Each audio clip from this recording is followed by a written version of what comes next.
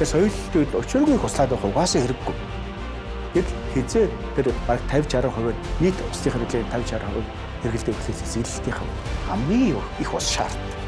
Тэгэхээр тэр хамгийн их ус шаарддаг үед нь бид нар услаа сайн өхөх ёстой гэдгээ мэдчихэж хөгжүүлнэ гэсэн. Ширхэг үрнээс ширээний хүнс. Ургацтай айл подкаст.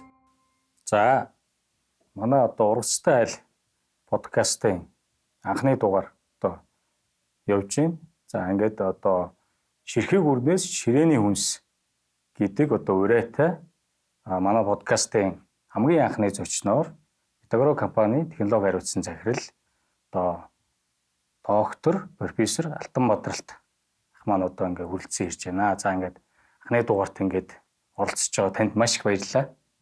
За ингээд та өөрийгөө одоо танилцуулаад одоо өөрийнхөө мэргэжлийг танилцуулаад сурч боловсрсон одоо суралцсан сургуулаа танилцуулаад ингээд танилцуулаад өгөөч. За өөрөө миний одоо нэр алдрыг танилцуулчлаа тийм ээ. Би өөрөө агрономч мэргэжилтэй үндсэн мэргэжил маань. Тэгээ энэ мэргэжлийнхаа дагуу одоо аж ахуйн их сургуулийг төгсөөд өнөө хүртэл ажиллаж байгаа тийм хүн байна. Тэгэхээр энэ одоо олон жилийн хугацаанд би 90 онд төгсөлтөө яг зах зээл шийдэж явах хугацаанд. Тэгэхээр 90 оноос хойш өнөөдөр 26 он гэж бодглохоор 36 жил энэ мэргэжлэр ажилласан байна. Тэгэхээр 36 жилийн туршид мэдээж амьдралдаа яг их сургуулийн болон шинжлэх ухааны талбарт за дээр нь одоо үйлдвэрлэлийн талбарт ажилласан тийм туршлага хуримтлуулсан байна. Тэгээд тийм хүн байна. Тэгэхээр би өөрөө агрономч учраас яг энэ чиглэлээрээ одоо магистр хамгаалсан, за мөн докторийн зэрэг хамгаалсан. За одоо Монгол улсын одоо дарханы ургамал газар тариалан хүрээлэн гэж үүдэг. Тэнд одоо би амьдралынхаа одоо мэргэжлийнхэн замлыг эхлүүлж байлаа. Дараа нь одоо аж ахуйн сургуульд багшилж байсан. Тэгээд одоо гадаад сурах гээд одоо Герман, Америкт сурч магистр докторийн зэрэг хамгаалсан ийм хүн байна. За энэ суралцах хугацаанд Америкийн их сургуулиудад ажиллаж байсан. За мөн Германы их сургуульд ажиллаж байсан. Тэгээд Монголд ирж ажиллахаас өмнө Сауди Арабын одоо Абдул хааны их сургууль гэж байсан. Шинжлэх ухааны технологийн их сургууль гэж одоо үйл ажиллагаа явуулдаг. Тэр их сургуульд судлаач багшаар ажиллаж байсан. Ийм туршлагатай хүн байна. Тэгээд Монголд ирж ирснээс хойш одоо олон улсын төсөл хөтөлбөрүүдэд ажиллаж байгаад одоо манай Меткра компани одоо өдөө аж ахуйд том хөрөнгө оруулах болсон учраас энэ Меткра компанид технологи хариуцсан захирлаар ажиллаж байгаа. За манай компани бол одоо хосолсон одоо аж ахуйд гэдэг маань одоо газар тариалан мал аж ахуйг хослуулсан. Дээр нь махны үйлдвэрлэлтэй ийм одоо компани байна. Тэгээ энэ компанид технологи хариуцсан захирлын ажлыг хийгээд одоо 4 жил ажиллажлаа. Одоо 5 дахь жилдээ ороод ажиллаж байна. Өөрөөр хэлбэл 4 жил газар тариалан эрхлээд ургац сурааж авсан байна. Газар тариалан гээд одоо 5 дахь жилдээ. Тэгээд дараагийн жил нь 21 онд хийсэн төсөл 23 онд бид нар үхрийн аж ахуйгаа байгуулсан. 24 онд махны үйлдвэр одоо бий болгосон. Ийм аж ахуй байна. Махны үйлдвэр бий болгоход үндсэндээ бол энэ чинь хөрстэй холбоотой тийм ээ. Хөрстэй холбоотой. Одоо хөрсөн дээр бол ургамал тариад тэр тухайн хугацаа хурааж аваад малаад хийж байгаа. За энэ технологиг ерөнхийдөө ямар зохион байгуулалтаар яаж авч яв? Энэ дээр одоо олон улсын дэвшилтэд дарга технологиудыг одоо хэрэгжүүлсэн туршлагаасаа та уулзаач. Өөрөөсөө ярилцлага эхлүүлэхдээ ширхэг үрээс ширээний хүнс гэж хэллээ тийм ээ. Тэгэхээр одоо яг энтэй ч л агаарна гэсэн үг. Сая би одоо газар тариалан үхрийн аж ахуй, үхэр бордох аж ахуй, махны үйлдвэр гэдэг маань яг чиний өөрийнх нь хэлсгийн урайтай чинь яг агаарныг сонсогдож байна. Тэгэхээр бид нар мэдээж газар тариалангийн компаниг эхэлж үүсгэн байгуулахад хамгийн эхэлж чухалж хардаг зүйл хөрсний шин чанар байдаг тийм ээ. Тэгэхээр бид нар одоо манай үйл ажиллагаа Хэнтийн аймгийн одоо хэрлэн баг гэж байдаг. Одоо 7 дугаар баг гэж яригддаг тийм ээ. Хэрлэн сумын 7 дугаар баг гэж одоо социализмын үедээ эн чинь чандган санг аж ахуй гэж нэртэй байсан. Ийм аж ахуйн дээр үйл ажиллагаа явуулж ирсэн. Яг тэгэхээр бид нар түрүү хэлсэн хамгийн эхлээд хөрсний шин чанарыг судалсан. За үүнээс гадна байгаль цаг арааны нөхцөл, байгаль цаг арааны олон жилийн шин чанарыг бас судална. Тэгээд тухайн одоо талбайд яг ямар төрлийн тармил тариалаад тэр дарилах технологиг боловсруулна гэсэн. Тэгэж одоо бүх юм технологинд боловсруулж гаргаж ирээ. За ер нь энэ чандганы талд бид нар одоо үйл ажиллагаа явуулж болох юм байна. Тэндээ газар тариалангаач эрхлэе, хүрээж бордыг тэндээ бас махны үйлдвэрээ байгуулъя гэд ингэж үйл ажиллагаа орсон гэсэн. За одоо брендинг одоо ингээ үүссэн тийм ээ 3-4 жилийн хугацаанд 4 дахь жилийнхээ ургацыг авч байгаа гэж одоо ойлгож болж байгаа. За энэ ургацыг ингээд хүлээж авахд маш их одоо бэрхшээлтэй тулгарсан байгаа шүү дээ. Бэрхшээлтэй тулгарсан байгаа. За мөн ингээд тэрийг даван туулсан байгаа, амжилт олсон байгаа тийм ээ. Энээсээ та хуваалцаач ерөнхийдөө бол ямар технологиуд дээр ер нь нэлээд сайн голцолж ажиллав. Дээрээс нь бэрхшээлүүд юу тулгарав? За мэдээж би манай бизнес газар тариалангаас ихтэй гэж хэллээ тийм ээ. Тэгэхээр мэдээж одоо бидний хамгийн одоо их л тулгарсан бэрхшээл газар тариалантай холбоотой үйл ажиллагаа эрхлэх тоо мэдээллүүд их олоход их хэцүү байсан. Одоо Монгол улс чинь 50 60 1950-аас 60-аад оны үед газар тариалан хөгжүүлж ирсэн боловч 90 оноос хойш газар тариалан маань ерөнхийдөө хувьчлагдаад дарааллын аж ахуйн товчлагдаад жижигрээд тэгээд ихэнх нь үйл ажиллагаагаа явуулахаа болцсон байсан тийм ээ. Тэгэхээр яг энэний жишгээр одоо шандганы сангийн аж ахуй татан бөгдөөд тэрнээс хойш бидэрт яг аваа хэрэгжүүлэх дата тоо мэдээлэл маш бага байсан. Тийм учраас дата мэдээллийг бий болох өөрөөсөө анализ хийх энэ ажил руу орсон гэсэн. Тэгэхээр бид нар одоо цагаарын мэдээг олон жилийн дундчийг одоо цагаар одоо орчин эрдэмтдийн хуралингээс олон жилийн мэдээллийг авч байж судлаж тогтоон тийм ном ёсоор бол жил болгон энэ судалгаа хийгдэж байх хэрэгтэй. Аж ахуйнуудад огт байхгүй гэсэн. Огт байхгүй. Аж ахуйнууд жил болгон хөрсийн шинжилгээг өгөөд хөрсийн шинжнэрийн датаг цуглуулж явах хэрэгтэй тийм ээ. Тэгэхээр тийм бас байхгүй.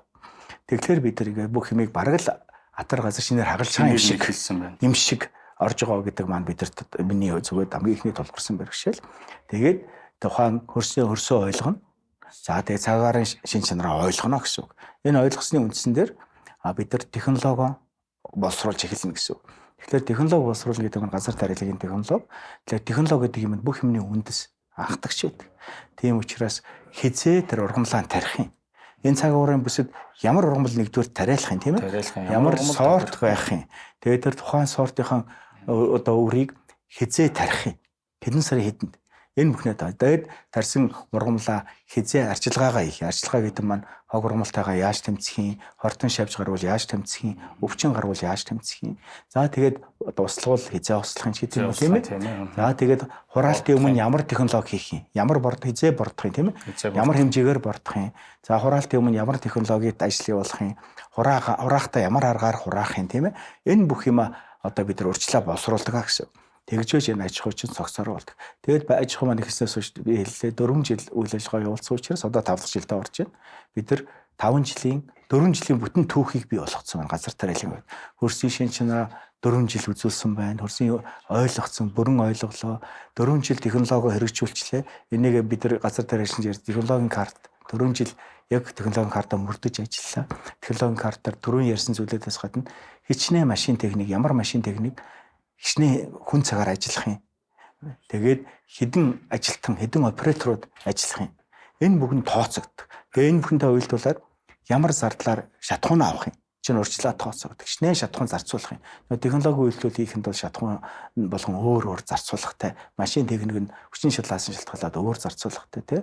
Энийгээ тооцоолно. Бордооны хэмжээгээ, үрийн хэмжээгээ бүгдийг тооцдог гэсэн. Одоо юу руу оръё? Одоо үндсэндээ нөгөө бас технологи тал руугаа нэлээд нарийсч оръё гэж бодож байна. Тэгээд за одоо ингээд жишээлбэл одоо манай нэг 100 хүртээ аж ахуй байлаа гэж үтэ тийм ээ. 100 хүрт одоо жишээлбэл нэг өдөр тэжээхийн тулд хэдэн одоо килограмм тэжээл одоо байх ёстой. Хэдэн килограмм тэжээлийг бэлдэх ёстой. Ер нь өвхөр бол одоо альва мал өөрийнхөө амьдын жингийн 2.5% тэнцэх хуурай тэжээл идэж байгаа ёстой. Хуурай жингээр хэлж байгаа. Ер нь тэгж тооцогддог тийм ээ. Тэгэхээр одоо өхрийн 2.1 одоо 100 өхрийн одоо бото 100 өхрийн дунд жишээ 200 кг байх юм уу 300 кг байх юм уу те энээсээ шалтгаалаад биеийн жингийн 2.5% тэнцүү хуурай тэжээл идэх нь шүү дээ. Яга хуурай тэжээл гэж онцолж байгаа гэхээр өхөр одоо тэжээхэд бид нар заримдаа чиг өндөртэй тэжээл өгдөг дарш нь чиг нь 60-аас 65%, 70% тийм их өндөр чигтэй тэжээл өгдөг байна. Тэрнийх нь 30-аас 35% нь хуурай. Гэтэл одоо үрээр тэжээдэх Үр маань бид нар мэддэг тийм ээ 12-оос 13% хуурай өрөөгдөг. Чихтэй өрөөгдөг. Тэгэхээр үр маань нэг 82-оос 86-аас 88% чихтэй байх нь шүү дээ. Тэгэхээр чийг нь өөр өөр гэдэг учраас тооцоо хийхдээ бүгдийг хуурай жинд нь шилжүүлж тооцдог байна. Тэгэхээр одоо энэ тооцоонд үндэслэхээр дунджаар одоо нэг үхрийг нэг 7.5-аас 10 кг хуурайтай жилээр тийчээдэг гэсэн үг. Тэгэхээр одоо өдөр болгон тийм л тийчээл хуурайд нь шилжүүлсээр тийм тийчээд идэх юм шүү дээ. Тэгэхээр нэг үхэр 7.5 бол 10 үхэр 775, 100 үхэр бол 750 кг өдөрт идэх нь шүү дээ. Тэгэхээр энэ дээр үндэслээд бид нар ямар талбайгаас хичнээн ургал сурааж авах бид нар технологиор шийдэж тийм ээ. Ямар хөрсний үржил шимтэй вэ? Тэн дээр хичнээн хэмжээний бордоо өгөөд ургацаа яаж нэмэгдүүлэх вүлээ. Тэгж чиж тооцоогоо идэх гэсэн. За одоо 10 үхэртэй айл байлаа тийм ээ. 10 үхэртэй айлд одоо хэдэн га талбайд ер нь бол тижэл тариад тэр тарьсан ургацаа урааж аваад өвлийн нөхцөлд тухайн малаа тижээчих боломжтой. Тэгэхээр эргээд бид нар судалгаагаа хийн. Тэгэхээр нөгөө 10 үхэрд сая хэлээ 100 үхэрд 750 кг, 10 үхэрд 75 кг л юм өдөрт өгнө шүү дээ. Тэгэхээр үхэр хэдэн хоног яг тижээх гэж байгаа. Үхэр бол байгалаар явна тийм ээ.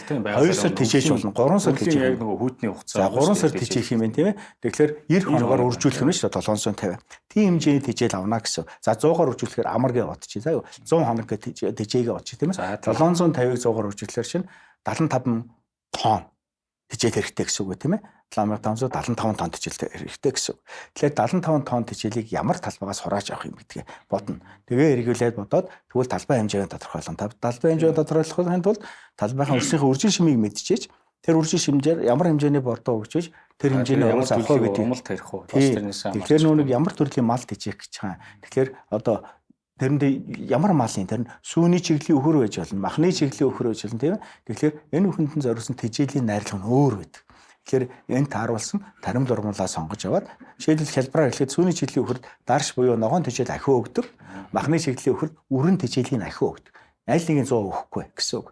Тэгэхээр тэрэнд нь тааруулаад тэгвэл ногоон тижээл хэдэн га тарихын, үрэн тижээл хэдэн га тарихын гэдгээл тооцож гаргах. Голчилж одоо ямар төрлийн таримлууд ер нь сонгож тарьж байна одоо. Ер нь манай Монгол улсын газар тариаллын практикаа бид нар эхлээд харна тийм ээ. Ерөнхийдөө манай улсын газар тариаллын практикт одоо ийм суурин манай одоо Метагра шиг суурин аж ахуй нөхрийн аж ахуйтай компаниуд одоо яаж тариалдаг вэ гэхлээр газар тариаллын төшөглөд бид нар чинь Улаанбуудаа 10-ыг тариалдаг. Гэхдээ 10-ыг тариалж байгаа аж ахуй том баг. Яг манай компанийн хувьд энэ хоёр таримлын үрээр тижээхийн тулд 10-аагаа төлхөө тариалдаг. Одоо бараг 70-80% нь 10-аагаа үрээр өхрөө тижээдэг. Тэгээ энэ 20-30% нь Улаанбуудаа үрээр өхрөө тижээдэг. За дээр нь одоо даршны таримл байж болно, ногоон тижээлийн таримл байж болно. Яг манай компанийн үед одоо сонгоод хэрэгжилж байгаа даршны таримл бол голдуу аль хэлэндээ ногоон тижээлсэн obvious бидний хэлдэг хошуу будаа шүү дээ. Хошуу будааг даршнда тарьж байна. Гэтэл одоо өөрөөч агрономч мэргэжилтэн хүн тийм ээ даршны өөр одоо таримлуу зөндөө байдаг. Ногоон масаа эрдэнэ шиш ч юм уу тийм ээ одоо өөр үдээ судаан усч юм. Ийм таримлууд бас тариалж болно л да. Гэхдээ бид нар бас байгаль цагаарынхаа нөхцөлийг бас давхар харгалздаг. Тухайн үнийг харгалздаг. Өөрөө туслага их шаарддаг бас таримлууд байна шүү дээ одоо. Усгаатай тариаллыг хэрэглэх юм уу? Усгаатай тариаллыг хэрэглэх юм бол улсын системийн үн өртөг хизээ нөхөгдөх. Энэ эдийн засгийн тооцоогоо бас харна гэсэн. Мэдээж одоо бид эрдэнэ шиш тарих гэж байгаа бол усгаатай системийг сонгоно. Тэгээд энэ дээр ямар хуу зардлаар тариалангаа хийх юм. Тэр гарсан даршныхаа өртөг нь хизээ нөхөгдөх юм. Услын систем чи бас тодорхой үнэтэй шүү дээ. Энийг харна. Эсвэл услаагүй тариаланд буюу одоо бид нэг бухаар тариалантай тийм ээ газар тариалан одоо ногоон тижээлэг бас тарьж болно. Тэр нь obvious-ны таримл. Мэдээж obvious-ийг бас услуул сайн ургадаг. Мэдээж услахгүй бол тодорхой хэмжээ хязгаарлагдана. Гэхдээ бид нар сайн ургадаг гэдэг ойлголтоор бас хандаж болохгүй. Аливаа хувьд бид нар шинжилгээ ухаанчаар хандах хэрэгтэй. Яагаад шинжилгээ ухаанчаар хандах хэрэгтэй вэ гэхээр таримл урмал чинь усны хэрэгцээ нь хязгаарлагдсан байдаг. Угаал байдаг юм биш. Тэгэхээр яг өсөлт үеийнхаа ямар үе шатнд хичнээн тонн ус хэрэглэдэг, хичнээн литр ус хэрэглэдэг гэдгийг тооцчээж тэгээд дээр нь байгалаас ус хур тонц орно шүү дээ. Бороо орно. Ялангуяа манай улс чинь ерөнхийдөө 7 сараас хойш борооны улирал эхэлдэг тийм ээ. 7, 8, 9 сар сайхан хур тонцтой байдаг. Газар дээр л эхэлж байгаа ачхануудад. Тэгэхээр тэр усаа тооцно. Тэрийг олон жилийн тунчаас харчиж, тэгээ улсаараа тэгвэл хизээ өгөх юм. Тэгвэл улсалт бол хязгаарлагдсан хугацаанд өгнө шүү дээ. хаврын улиралд тарснаас хойш 5 сар 6 сард услага хэрэгтэй. Тэгээд 7-8 сард усалж болно. Хэрвээ жоохон гандуу эсвэл бороо хооронд нэг 10 хоног 2 хоног одоо борооны хооронд 10 хоног болох юм бол усалж болох л байхгүй. Энийн бүхнийг тооцож эдийн засгийн үр ашигтай ажил. Тэгэхээр бороо орж байгаа ч юм чинь гээд хэмжээнээс нийтээс ус өгөөд бол ургамал угаасаа хэрэглэхгүй. Энэ их ус хаашаа очих вэ? Тий, хаашаа очих вэ гэхээр хөрсөн чинь шингээд нэг бол ууш нэг бол гүний ус руу чинь шингэж ордог. Тэгээ ашиггүй. Тэрнээс болоод хөрс манд авч явах аюултай тий. Тэгээд дээр нь ургамлын одоо нийт усны хэрэгцээг хүн мэдэж болно. Яг өсөл хөгжлийн аль шатанд хичнээн хэмжээний ус авах гэдэг чинь бас чухал. Мэдээж одоо ургамал жишээлбэл өсөл хөгжлийн хугацаанд жишээлбэл зүгээр хийсвэр тоо хэлээ л дээ. 1000 тонн ус хэрэглэнэ гэж бодъё л да. Зүгээр л одоо хэдэн ч ургамал хийн дэшнэ гагийн ургамал. Энийхээ 10 хүрэхгүй хувийг соёлтын үед л хэрэглэдэг. Тэгэхээр соёлтын үед учиргүй их услаад байх угаасаа хэрэггүй. Гэтэл хизээ тэр бараг 50-60% нь нийт усны хэрэглээний 50-60% хэрэгэлдэг эхлээс цэцэглэлтийн хувьд хамгийн их ус шаарддаг.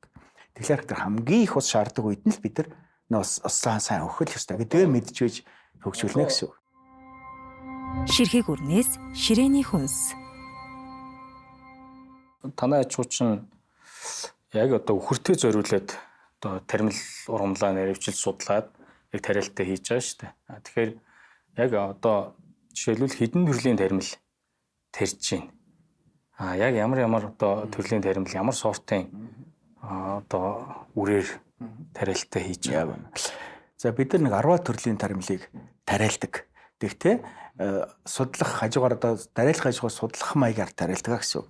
Яг л бидэртийг аваад хэрэгжүүлчих бэлэн технологи Монгол улс байхгүй байгаа учраас айлхоор бид нар олон улсын технологи, Канада, Америк технологиг харж тариалтаа эрхэлж явуулдаг.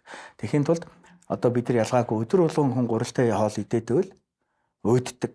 Тэгэлгүй яах вэ? Тэгээд тэр нь бас биеийн физиологт сөрөг нөлөө үзүүлдэг. Хүн хоолны гурвалжин гэж байдаг шүү тийм ээ. Та олон төрлийн хоолыг стакт буюу олон төрлийн хоолыг хүн идэж эрүүл байдаг шүү дээ. Тэ? Тавганы юу гэдэг дүрм гэдэг үстэй тий. Тэрнтэй адилхан бид нар мал тижээж байгаа учраас бас дандаа нэг төрлийн юм хоёрхан төрлийн таримлаар малаан тижээгээд байвал бас малын эрүүл мэндэд тодорхой хугацааны дараа сөрөг нөлөөлөл гарна.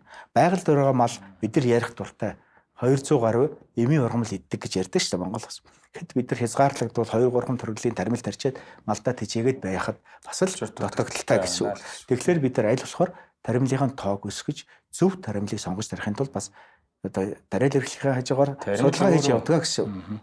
Тийм. Тэгэхээр жишээлбэл одоо та дурдвал ямар төрлийн таримл? За жишээл одоо бидний төлхөө хэрэглэж байгаа таримл маань Улаанбуудаа арваа гэдэг таримлууд. Гэтэл бид нар чинь ямар цаг агаарын бүсэд энэ үртэрийн таримл тарьж байгаа шалтгаалаад сортоо сонгоно. Тэгэхээр бид нар бас урдлын туршлага байхгүй дээр нь бас мэдээлэл тун хомс болоод сорт салгууруултыг өөрсдөө хийдэг гэсэн үг. Тэгэхээр нэг жилд хэтэл бид нар Улаанбуудаа 4-5 төрлийн сортыг тариалдаг. 10 мөн адилхан.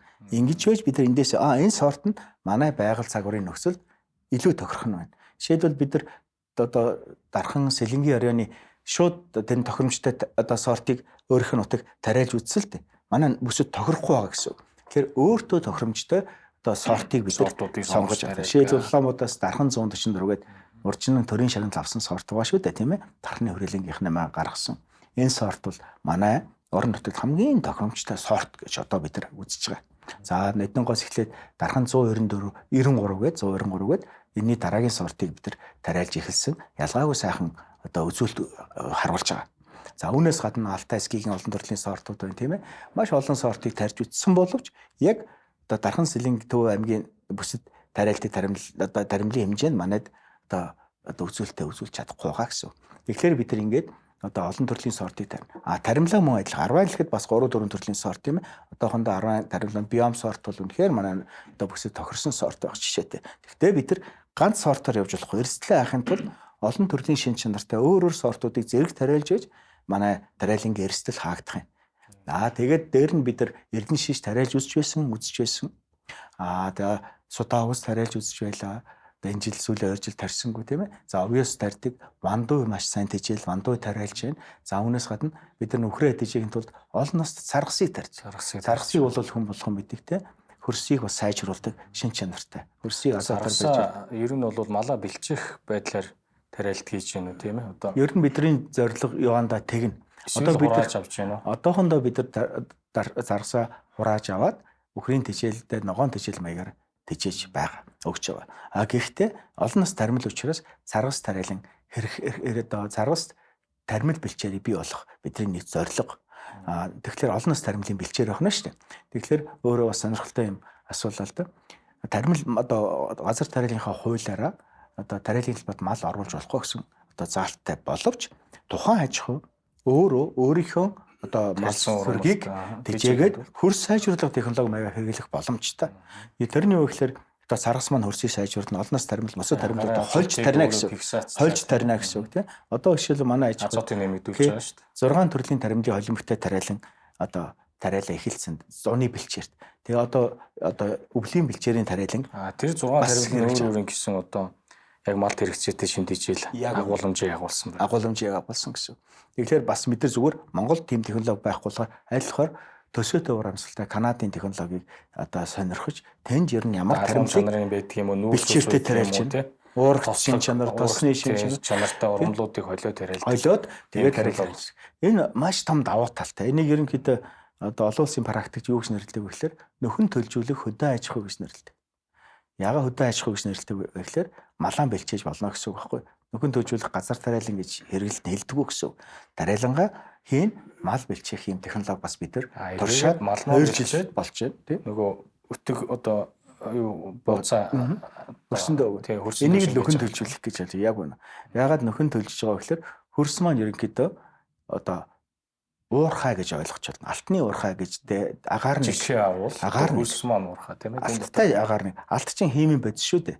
Одоо манай одоо зис маань химийн бодис. Хөрсөөс бид нар ухаад авдаг тийм ээ. Буцаач хийж өгдөггүй. Яг торин тариалан газар тариаланд ургамал юу идэг вэ? Адилхан химийн бодис эрдэс бодисоо хэрэгжилж ургамал хоолт. Адилхан элементүүд зистэй адилхан азот, фосфор, кальц тэгэл одоо өөр бусад төрлийн бүх бодис марганц, маган гэдэг газар тариалангийн хэрэгэлдэг гэсэн. Тийм шинжлэх ухаанд одоо нөгөө үх авахын хууль гэж байдаг тийм ээ. Авах үхийн хууль гэдэг, эргүүлийн үх хууль гэж байдаг. Одоо та хэд маань одоо жишээлбэл ямар байдлаар энийг нөхөж хөрсөө сайжруулж байна. Хөрс сайжруулалтын дээр ер нь юунд яг тэр эргүүлээ авахтай өгөхтэй чи холбоотой тэр сая ярьсан одоо тармил бэлчээр буюу нөхөн төлжүүлэх аж ахуй чинь хөрсөө органик бодисоор баяжуулж байгаа. Органик шим бодисоор баяжуулж шүү дээ. Тэгэхээр маш их зардал хэмнэж байгаа. Бид нар бууцаар газар тариалангаа бордыг ихэд бууцаа бид нар компост болгох гэд маш их зардал гарна. Тэрийгээ дараа нь тээвэрлэн, талбайтай цацсан тий маш их ажиллагаа явагддаг. Өвхөр өөрөө бэлчихтэй одоо хөрсөө одоо ялгацаараа бордоо явуучихна шүү дээ. Тэгээд тэрийг нь хаврын тариал эхлэхдээ хаглаад юм уу эсвэл хаваад хөрсөнд нь тодорхой хэмжээгээр нь болж өгөөд тэгээд тариал ирэхэд юу болдог вэ гэхээр хөрсний микроорганизм баярлдаг. Яагаад баярлдаг гэж хэлж байгаа вэ гэхээр хөрсний микроорганизм маань органик бодисоор хоололдог. Органик хэрэгцээгээ хангадаг гэсэн үг. Яг адилхан одоо хөрсний микроорганизм маань бидний ходоодонд байгаа микроорганизмтай адилхан гэсэн үг. Хэдэн төмөн микроорганизм бидний ходоодонд байдаг. Тэгэхээр бид нар хоол идснээр хоолоо бид нар өөрөөсдөө хооллож байгаа юм биш. Микроорганизм хооллож байгаа байхгүй юу? Тэгээд эцсийн хоолойч микроорганизм задлаад бидэд хэрэгтэй эрдэс шимтгийлийн бодис болгож бидний бие организмыг тэжээдэг. Хөрс маань яг хэлбэрийг ашиглагдаг хэлбэрлүү шилжүүлж байгаа. Хөрс маань яг адилхан. Бид нар органик бодисоор хоолдог шүү дээ. Мөн адилхан органик бодисоор хөрсний микроорганизмууд хооллоо. Тэгээд ургамалд хэрэгтэй шимтгийлийн бодисыг өөрөө бий болгодог. За эннийх нь хариуд ургамал яадаг вэ гэхээр ургамал маань тэр сайхан органик бодисоор баяжсан хөрсөн дээр өндөр ургац өгөөд фотосинтез явуулдаг. Фотосинтез явуулна гэдэг маань фотосинтезийн эцсийн бүтээгдэхүүн сахарын төрлийн бодисыг ялгардаг. Жишээлбэл бидний мэднэ сахар. Энэ сахараа үндэс рүүгээ шахаад хөрс рүү гаргууд одоо нүүрс усныхаа хэрэгцээг микроорганизм хангуулцдаг гэсэн. Тэгэхээр ургамал байх тусам микроорганизм ургамлын үндсэнд ойртож байгаа. Тэгэхээр үндсэндээ бол одоо нөхөн сэргээгдэх газар тариалан эрхэлж байна. Тодорхой хэмжээний одоо үрийн аваа сүрлээ талбайдаа үлдээж нэгдүгээрт хоёрдугаарт одоо олон нас ургамал тариад тэрэн дээрээ малаа бэлчээгээд тухайн мал маань тухайн таримлыг идээд мэдээж одоо ялгаруулж байгаа өтөг бууцаараа эргээгээд хөрсөндөө шим тэжээлийг нь өгчдөг ийм технологиг танайх бол хэрэгжүүлж байгаа юм байна гэж байна.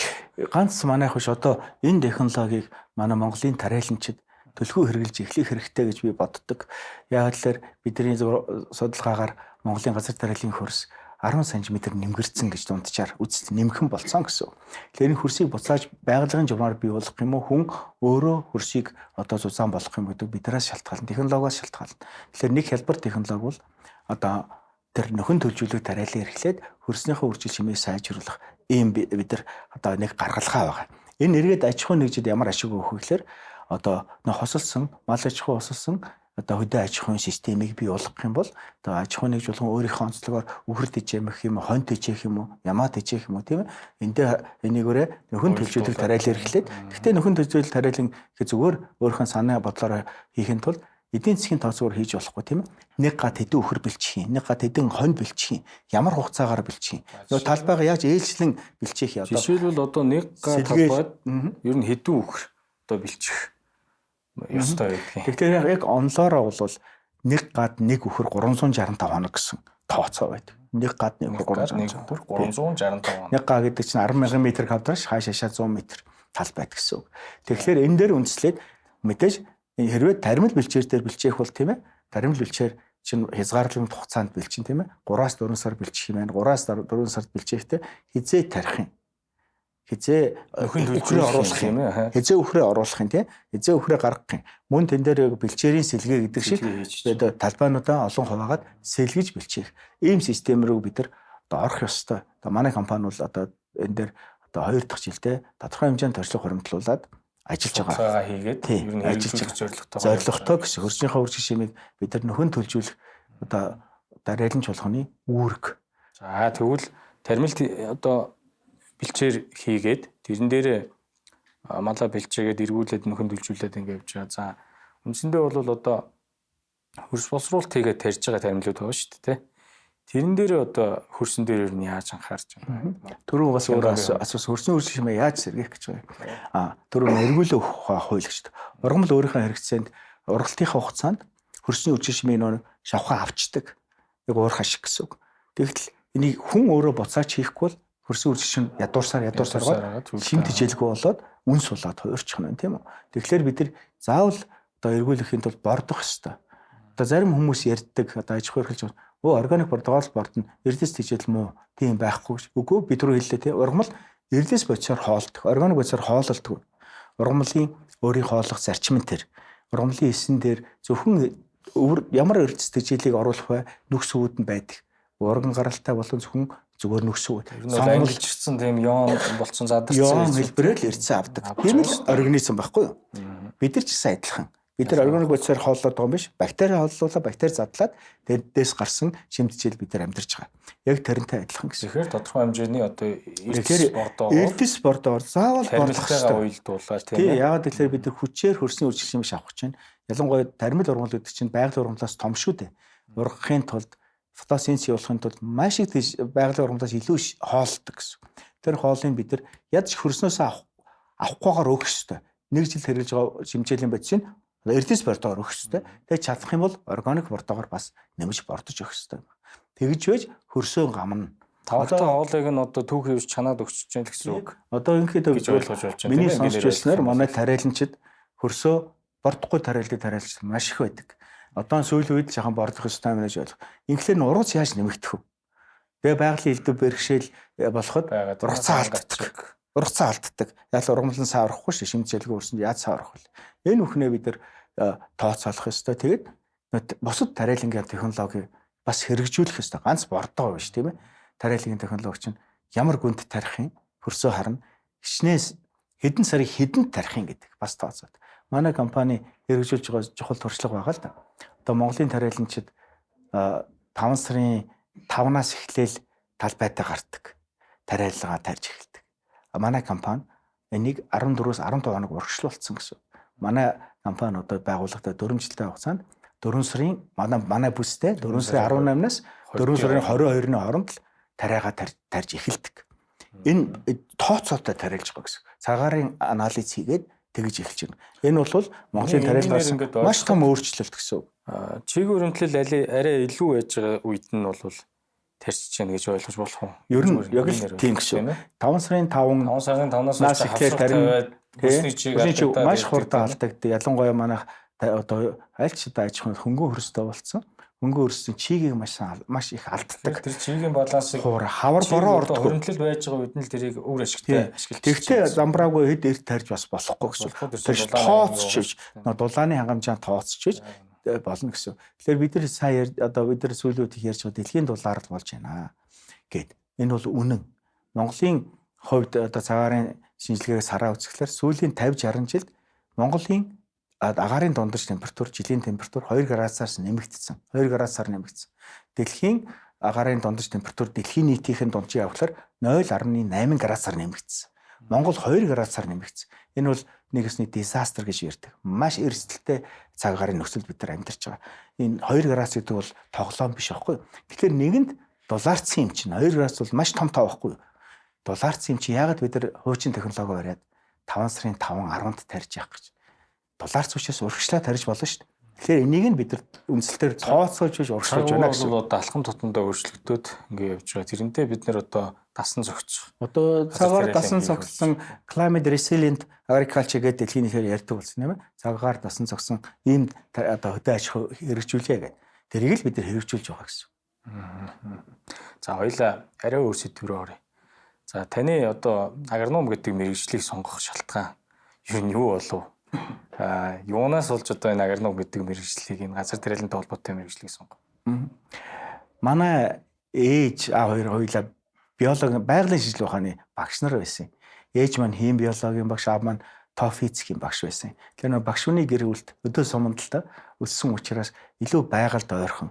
Манай чи ингээд одоо амралт болох, зуны амралт болох, өвлийн амралт болоход олон төрлийн амьтад тэжээдэг байсан. Гэхдээ тэжээвэр амьтад биш. Одоо могой, туулай, ногус, галуу, за гөрүүлүүд ээж маань биологийн шинжилгээнд ашигладаг байсан.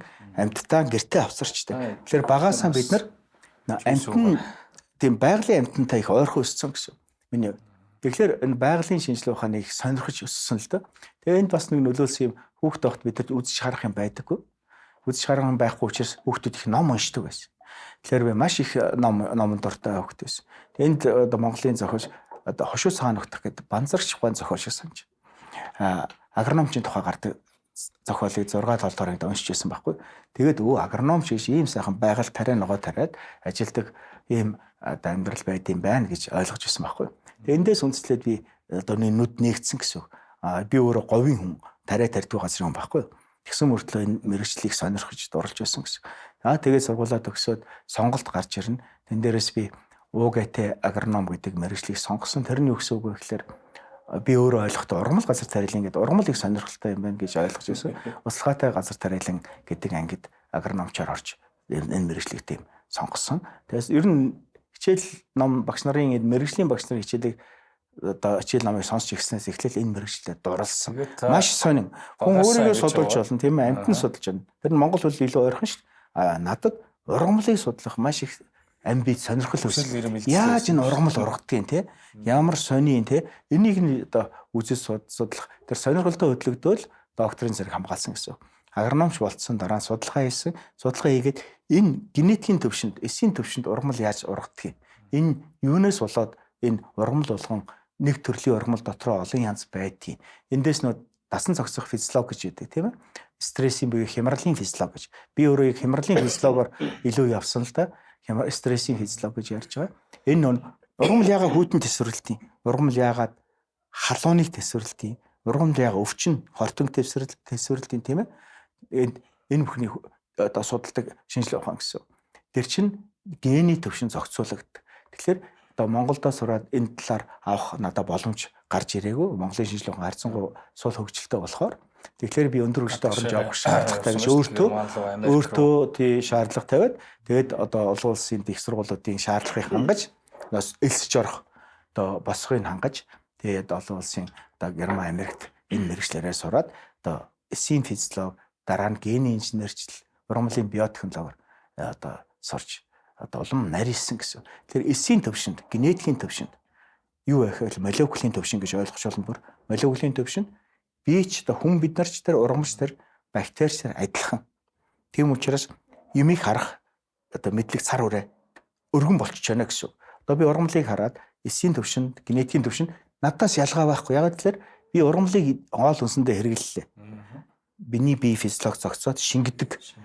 Энэ эргээд шингэсэн юм эргээд бидний генийг нөхөн төгжүүлж, биеийг нөхөн төлжүүлж идэг. Яг л ургамлд байгаа тэр генетикийн бүтц нь бидний генетикийг тэгэхээр одоо хүрэлдүүлэх боломжтой гэсэн. Хүн нөхөн төлжөхгүй байх нь тийм ээ. Хүний эрүүл мэнд гэж ерөөсөө ярих үгүй байх нь. Тэгэхээр энэ ерөөсөө маш хүний үнсийг бэлдэнэ гэдэг чинь одоо яг энэ улс үндэстнийг эрүүл аюулгүй хоол хүнстэй байлгах ерөөсөө гол хүч нь толгуур болж байгаа. Ерөөсөө энэ сайхан мэргэжлийг сонгоод дэлхийн одоо том одоо их сургуульд доктор хамгаал, магистр доктор хамгаалаад тэгээд маш өндөр хөгжилтэй орнуудад ажиллаж исэн таны туршлага одоо эргээгээд суралцах тэр говийн ганц үгээс суралцах тэр хүсэл эрмэлзэл явсараагаад эргээгээд гадны олон технологиг суралцж ирээд одоо энэ брендинг үүсгэх ажилд одоо та хүч нэмрээ оруулаад оюуханаа зараад ингэ явж байгаад бол үнэхээр гоё бахархалтай байна. Үнэхээр одоо би өөрөө юу гэж баярлдаг вэ гэхээр одоо манай компани чинь одоо хүмүүс заримдаа муугаарч ярьдаг MCS гэдэг компани охин компани шүү дээ манай Medicora компани.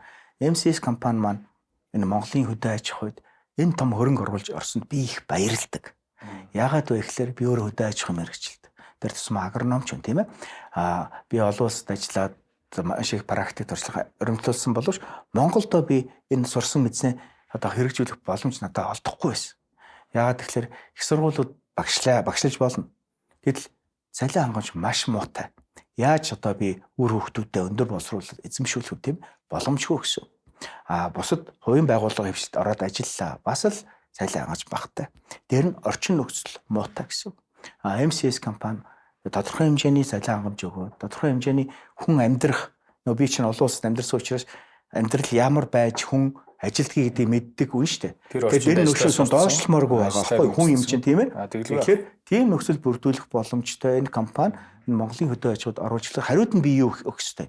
Сурсан мэдснээ зарцуулж, сурсан мэдснээ шавхаж энэ компанийг алдагдалд оруулахгүй ажиллах том үүрэг хүлээсэн хүн. Энэ бол би өөрөөр бахархаж байгаа бахархал маань энэ дээр байгаа гэсэн. Тэгээд би өөрөө юу гэж боддог гэхээр өөрийнхөө энэ компанийг Монгол улс гэж хардаг. MCS-ийг. Яг тэгэхээр би Монгол улсын төлөө ажиллаж байна гэж боддог. Өнөөдөр өөрөө брендинг гаргасан гэж ярьж байна тийм ээ. Primate гэдэг маш сайхан брендтэй болсон тийм ээ. Монголын зах зээл монголчуудыг шинэ үндэсний хангамжийг нэмэгдүүлээ. Шинэ хооллыг бий болголоо. Монголчууд стейк идэж сурч байна. Манай компаниуслаа тийм ээ. Энэ бүхэнд энэ манай компани маань энэ том хөрөнгө оруулсан учраас энэ дээр би ямар нэгэн алдаа гаргахгүйгээр энийг цааш хариулах ёстой. Яг л энэ брендингийн нэр хүндийг хадгалах ёстой. Инхийн тулд чанартай үхэр сүрэгтэй байх ёстой. Үхэр сүргээ чанартай сайн тэжээлэр хангах ёстой тийм ээ. Тэгэхээр энэ бүхэн тийм уялдаатай л гэсэн. Тэгэхээр би өөрийгөө тэгэж боддог. Би Монгол улсын төлөө ажиллаж байгаа. Одоо миний хувьд ч гэсэндээ таныг одоо энэ сайхан бүтээн байгуулалтад оролцоод ингээд өөрийнхөө хийсэн бүтээсэн зүйлийг ингээд энэ манай Урстай айл гэдэг подкастт оролцоод ярьж байгаад бол одоо маш их баяртай байна.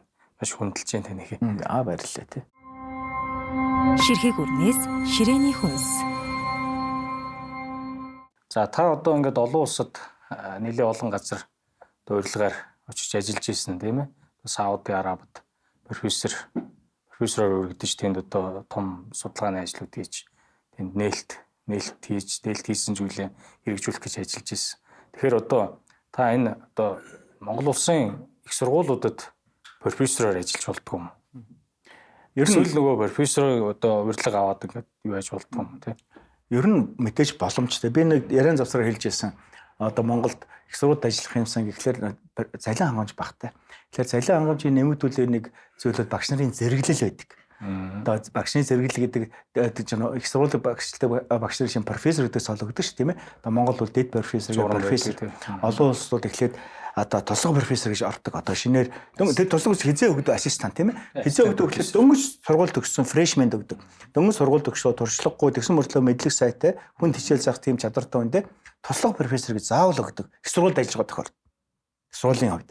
Тэнгуудаа одоо өстой олон жил ажиллаад 4-5 жил ажиллаад үнэхээр судалгаагаасаа хийгээд хичээлээ сайн заагаа явах юм бол нөгөө ассистант биш associate профессор болгодог. Одоо тэр нь Монголын дэд профессор гэсэн. Тэгээд дараа нь ахаад нэг 5 жилийн дараа тэр чинь үнэхээр үр бүтээлтэй ажиллангууд жинхэнэ профессор болж. Жинхэнэ профессорын дараа tenureship гэж юм өгдөг. Тэрний юу гэхээр би нэг сонирхолтой юм ярил л да. Америкийн их сургуулиудын профессорууд сарын цалин 2 сарыг өөрөө олох гэсэн үүрэгтэй байдаг. Одоо миний төгссөн Пүрдүгийн их сургуулийн профессор тийм л байсан. 12 сар ажилладаг бол 2 сарын өөрөө л олно. 10 сар нь их сургуулиас нь цалин гинөөхий гэдэг. Энэ их учир шалтгаантай. Тэгэж байж одоо хоёулаа энэ яриаар эргээд орно л та. Гэхдээ өөр чи асуулт өргөжлөө. Тэгэнгუთ би Монголын их сургуулиуд одоо ажиллахлаар профессор цолоо өгөхгүй гэдэг багхгүй. Одоо адилхан та дөнгөж ирж одоо Монголд ажиллах гэж байгаа юм чинь та 4 жил ажиллаж ш одоо дэд профессор болно гэдэг юм. Тэгэхээр их сургуулийн зэрэг тийм байж болохгүй юм. Их сургуульд ажиллах хүн бол нөө ассистент буюу тусгай профессороос эхэлдэг. Тэгээд би өөрөө Сауди Арабид багшилж байсан. Мөн туршлагатай дээр нь Хятадын их сургуульд профессор болоо гэсэн урилга надад ирж исэн. Олон улсаас ирээд байдаг. Манай дээр яг л их сургуулиуд чинь тийм хэмжээгээр нэг шалгуур тавиад их сургуульд ажиллаж байгаа профессор гэдэг цол өгдөг байхгүй юу? Зэрэг өгдөг гэсэн. Тэгээ зэрэглэн цалингийн зэрэгтэй гэсэн. Тэгэхээр би профессорын цалин авч чадахгүй юм чинь тийм ээ. Дөнгөж фрешмэний цалин авах юм чинь би их сургуульд ажиллаж одоо боломжгүй гэдэг. Одоо их сургуулиудаас ирсэн саналаас татгалзаж байсан. Тийм учиртай юм. Түрүүний нөө Америк их сургуулиудын тэр профессорууд 2 сарын цалин өөрөө нэг олон улсын югаар нь ягаад түрүүн профессор гэдгээр нь явцсан. Тийм танилцуулгатай. Тэгтээ үндсэндээ бол туршлага хоригдлуулад одоо үнэхэрийн одоо туршлагатай хүнийг бол манай их сургуулиуд аваад олон улсын зэрэглэлийн үнийг тийм олон улсын зэрэглэлийн үнийг аваад дээрээс нь одоо оюутнуудын нөгөөд ажиллах хэрэгтэй байхгүй. Оюутнуудаа одоо сургах хүмүүжүүлэх энэ ажил одоо таны толгойдох юм чинь авах хэрэгтэй байхгүй юу? Тэгэд энийг одоо манай энэ олон улс өндөр одоо мэрэгжил эзэмшсэн туршлагатай улсуудаа аваад тэгээд энэ чанартай мэрэгжилтэн бэлтгэхэд тусалцаа үзүүлэх тийм байдлаар уулзнууд менежмент хийх хэрэгтэй байхгүй юу? Тэгэхэд би бол энэ их үнэхээр начиг олон хүмүүс байгаа бах бас сургуулиуд ажиллах боломжгүй тийм ээ. Тэгэхээр одоо энэ системээсээ бид нар салах хэрэгтэй л гэсэн үг. Тэгээд түрүүний энэ 2 сар би бас тантай бол яг санал нэг байна. Тэгвэл бид нар чинь цалингараа ялгарна шүү дээ ядаж бус багшараас тийм ээ. Гэтэл би олон улсад зөндөө ажилласан зөндөө туршлагатай мэдлэгтэй хүн байж хамгийн бага цалингаас эхэлж болохгүй үстэй. Тийм ээ. Тийм тэргээ бас бид нар харж үзэх ёстой юм баггүй тийм ээ. Ширхэг үрнээс ширээний хүнс. Одоо тэгээд нөгөө тохирсон биш тогтолцооны юмнууд их байна. За одоо танаас би нэг юм тодруулаад асууч. Одоо энэ малчтад нэг 5 газар эзэмшүүлээд ногоон төжилд хариулна гэд үндсэндээ газрын тухай хууль дээр юунаас дэмжээ тийм ээ засгийн газраас дэмжээд их хурл руу оруулж байна. Энийг та юу хэр зөв гэж бодож байна? Зөв буруу юу хэрвээ одоо орохоор бол юун дээр анхаарах ёстой? Малчид ер нь одоо тижэл тарихдаа тижэл ер нь бол тариул бас зүгээр л баха. Тэгтээ тижэл тарихдаа юун дээр алдаад байна? Би дэмжин гэхдээ юу вэ? Дэмжин. Гэхдээ яаж энэ одоо яаж хэрэгжүүлэх нэнтэй талбайтай хууль, дүрм, тогтоол журам ямар байх вэ гэдэгт төр би одоо судлаачийн хүнд эрдэм төвний үед саналаа өгөх одоо боломжтой гэж олж байгаа. Энэ л маш чухал. Зүгээр газрын тухай хуулиараа бид нар одоо нийтийн эзэмшлийн газар одоо бэлчээрч нийтийн эзэмшлийн газар шүү дээ хашиж болохгүй гэж заасан баг. Тэгэнгუთ энэ нөө зөрчилддөг. Тэгээд одоо шилбэл бэлчээр хөрсийг сайжруулах системд руу ороод ирэхлээр зайлшгүй тодорхой хэмжээнд бэлчээр нутгаа бид нар хашиж хамгаалах шаардлагатай. Гэхдээ энийг л онцолж ялгаж гаргаж ирэх хэрэгтэй юм. Өөрөлд малчтад одоо дарааллын зориултын газрыг одоо өвөлчөө аварж ярина хавьд өгөх гээд шүү дээ 5 газар. Тэгэхээр энэ хуулийн зөв өөрчлөлт оруулна. Тэгээд ямар зорилгоор гэдгийг бид нар гаргаж ирнэ. Монголчууд бид олон жил ярьсан эрдэмтсэн мал аж ахуй гэж. Энийг л энэ дээр хэрэгжүүлэх боломж бүрдэж байгаа. Туслуулах байдаг тийм ээ. Яагаад тэгэхээр тэр чинь тэр 5 газартаа мал бэлчээхэд зүгээр л дураараа бэлчээнэ гэж аахгүй. Энэ зориулсан технологиг гаргаж өгөөд малчтаа сурах хэрэгтэй. Одоо тэр 5 газартаа одоо юу тарих юм? Олноос таримал тарих юм. Тэрийг нь одоо мэргэжлийн хүмүүс одоо жишээлбэл ингээ хоршчмоор байгаа байхгүй. За малчид ингээд газар авлаа тийм ээ. Малчид бол одоо нэлээд мал дээр нэлээд туршлагатай улсууд байгаа шүү. Тэгэхээр яг газар тэрэлгийн чиглэлийн улсуудаас зөвлөмж аваад мэдээж тэр зөвлөмжийн дагуу эргээгээ тэр зөвлөмж нь одоо хөрсөө нөхөн сэргээх тийм хөрсөө хайлж хамгаалах нөгөө өөх авахын хуулиа мөрдөх ингээд ийм байдлаар технологи хэрэгжүүлээд явуулах зүгээр юм. Энэ дээр нэг чухал юм байгаа. Одоо би түрүүний эрчимцсэн хэлбэрийн мал аж ахуй ийм маягаар хөгжүүлж болно. Тэр 5 гадарыг хэлж байгаа юм. Малчт маань сүргээ эргэлтэнд оруулах боломж бүрдэж байгаа. Одоо нөө байгалаараа бэлчээд хизээ тэр нь эргэлтэнд ордог болохоор зөвхөн 11 сард 12 сард нийтээр нь масаар нь нядлаж тийм ээ хөөрж үйлдвэр шилжүүлж байж л малчтын одоо мөнгө нь эргэлдэж штэ. Тэгэхээр тэр тархил бэлчээр тийм биш. Ерөөсөн 7 сар 8 сараас эхлээд сүрэг нь эргэлдэж малчтай одоо махны үйлдвэрт малаа өгж эргэлдэх тийм боломж энэ дээр бүрдэж байгаа. Тэгэхээр сонгон хугацааг өгсөж чинь уртсгаж яах гэсэн үг. Тэгээд сүргээсээ сонгоно гэсэн үг. Мэдээж 1000 малтай хонтой айл байлаа гэж.